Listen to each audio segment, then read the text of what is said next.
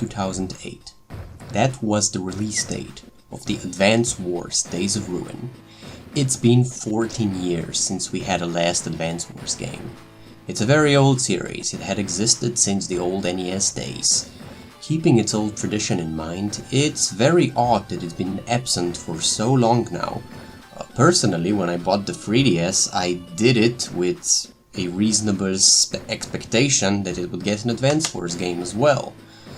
Since I was a pretty big fan of the DS games, I was really waiting for it to come out, but it never came to be. 3DS came and went, but Advance Wars was nowhere to be seen.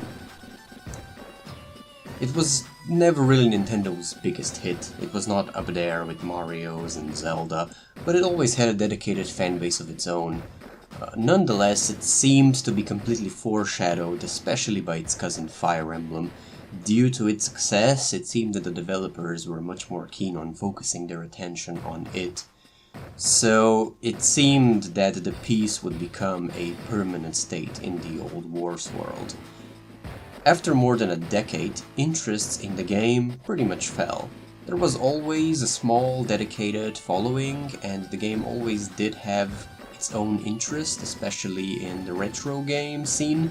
However, there was not really much hope that we would ever have for it to make a comeback. So the reboot came out as a complete surprise. Pretty much nobody saw it coming. The trailer showed us a game very similar to the original Game Boy Advance games. It looked like we would get a game that's pretty much a remake of the first original two games, however just with 3D battle animations and slightly changed art style.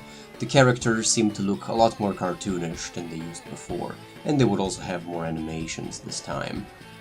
Leaving the reception of the game aside, it seemed like there was a genuine appreciation in between the fans of the series to see it finally come back after such a long time. While I did have my own doubts about the game myself, I do hold an opinion that it's a very welcome thing for it to finally make a comeback. It's about time. The game was to be released on April the 8th. However, about a month prior to that release, Nintendo announced via Twitter that the release is to be postponed due to recent world events, obviously referring to the recent war in Ukraine, which just happened. No additional explanation or new release date was provided. First of all, to mention, it's an interesting coincidence that the first Game Boy Advance game had a similar misfortune. The Japanese and European releases were postponed because of the 9/11 terror attack. It took about 4 months for the game to be finally released. Now when we're making this historical comparison, do keep in mind that the game has nothing to do with anything that has anything to do with 9/11, like nothing. It has a crashed airplane in the title screen, but that's about it. It doesn't have anything to do with planes crashing into towers or cities or anything like that. There is no connection, nothing at all. On the other hand, the reboot that we're talking about, it has a lot more similarities with the events that are going on right now. So I thought it would be interesting if we take a little bit of a look in it. What are the problematic parts of the game that could be similar to what is going in Ukraine right now? So let's have a look. First of all, the most obvious part. The two factions that kick off the story are based on US and Russia. In the game, Orange Star faction is standing for the USA, while Blue Moon is standing for Russia. The two factions start being dragged in a long series of skirmishes. While the Ukraine situation is not a war between US and Russia, it clearly is a proxy war, with USA supporting Ukraine against Russia, meaning that American equipment and volunteers can be found fighting the Russian army. And of course there's the whole war theme, which is pretty much what the whole game is about. The Orange Star is obviously based on America. Most units wear American-style M1 helmets. They are characterized by their round shape.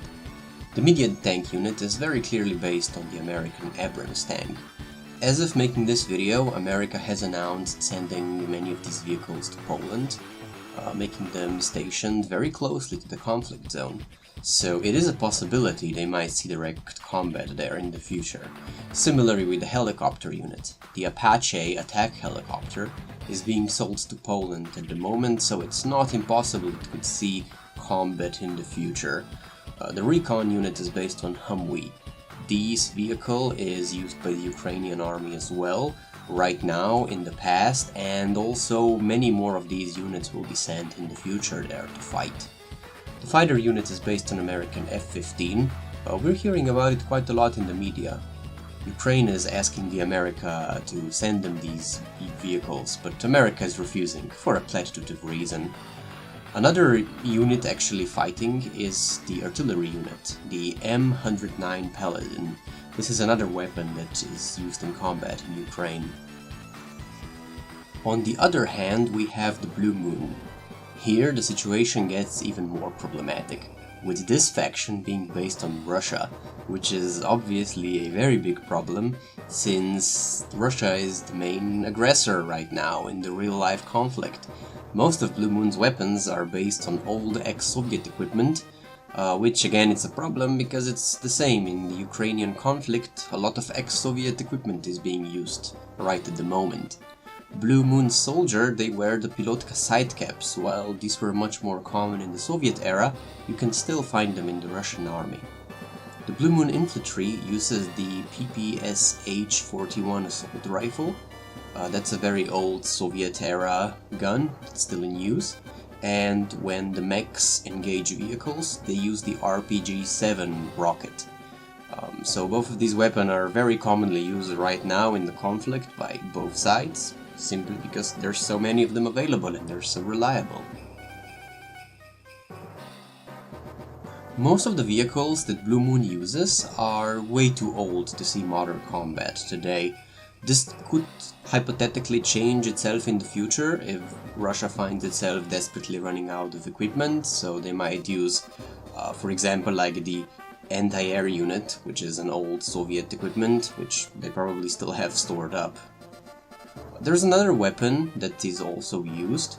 The Green Earth faction uses the Mi-24 Hindi attack helicopter. That's a very old Afghan Wars era helicopter. Again, a Soviet-made vehicle that is being currently used by both sides.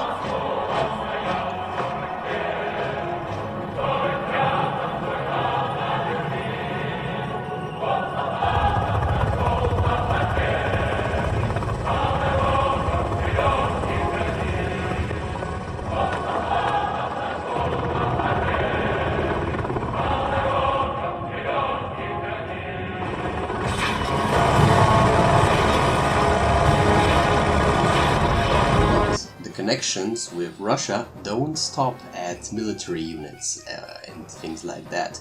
The game also features Russian oligarchs. In the second game, Colin is introduced. Colin is very young. It's implied that he's not very experienced.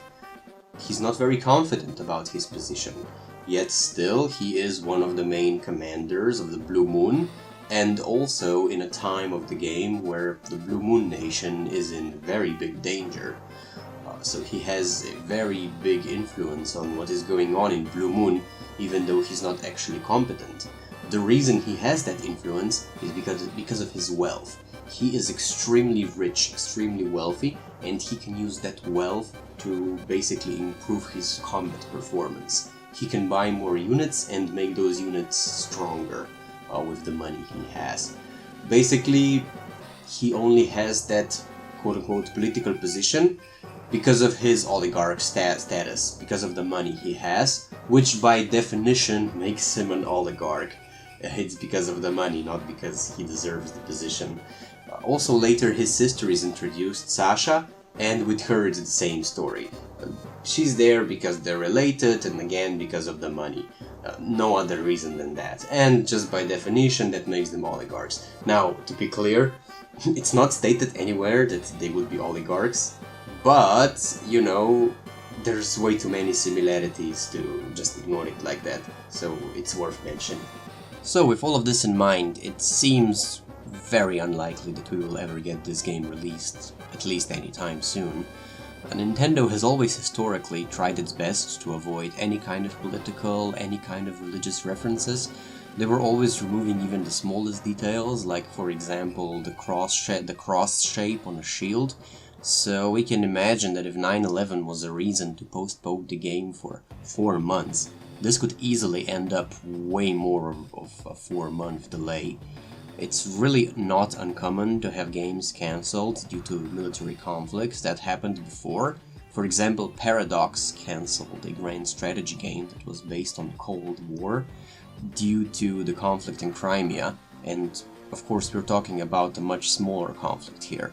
So I really hate to be the negative person here, but I really don't see Nintendo releasing this game anytime soon, as long as the war is going on, which could be for a very long time, since the battle situation has seemed to reach a stalemate, with the front being frozen and very little interest from either side to see a compromise that involves any side giving up the Luhansk and Donetsk region.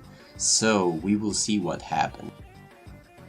My assumption here is that the game will either not be released at all, or that it might see some very significant alteration, with at very least removing references to Russia. I certainly want the series to come back. I certainly don't want to see it altered. We've all waited for this long now. It's a big shame, but I hate to say it, chances right now are pretty slim.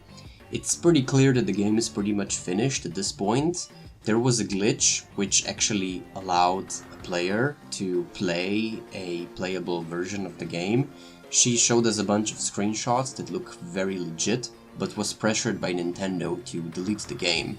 So some people might say, you know, why would they not release a game if it's finished? But you have to look at the bigger picture, right? Nintendo releases hundreds of games on their platform. It's really not a problem for them to take a loss on one game to increase the profitability of 100 other games, simply due to the size of the market that they are holding. So hopefully the war ends up fast, the suffering of the people will end, but until that happens I really don't see the game coming out. As I mentioned before, the example of a battle cutscene, for example we have a Blue Moon infantry firing an RPG-7 at a Humvee Orange Star Recon unit.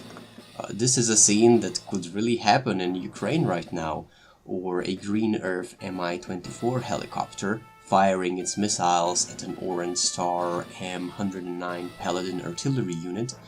Again, this exact scene could probably be found in a conflict zone right now, so keeping that in mind, it's very understandable that Nintendo would want nothing to do with the conflict in any way possible. So I really hate to see the series delayed. It's been so long now, so I hope something happens, but only time will tell.